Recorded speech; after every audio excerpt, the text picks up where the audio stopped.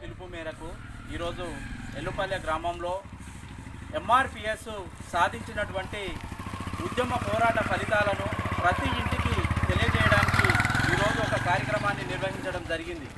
ప్రతి ఒక్కరికి ఏబిసిడి వర్గీకరణ ఉద్దేశం ఏంటి, దాది వస్తే ఎవరికి మేలు జరుగుతుంది అనే ఉద్దేశంతో పాటు ఒక ఏబిసిడి వర్గీకరణ కోసమే ఎంఆర్పిఎస్ పోరాటం చేస్తలేదు.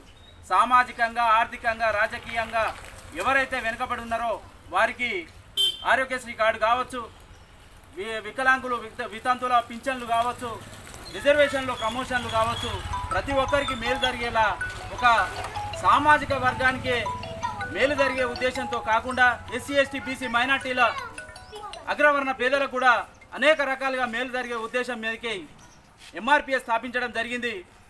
అందులో భాగంగా ఈరోజు ఎంఆర్పిఎస్ ఏమేం సాధించిందో ప్రతి ఇంటి గడపకు తెలిసేలా ఈ యొక్క కార్యక్రమాన్ని నిర్వహించడం జరిగింది.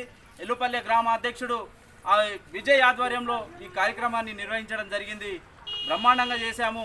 జై భీమ్, జై మాదిగ, జై మందకృష్ణ మాదిగ.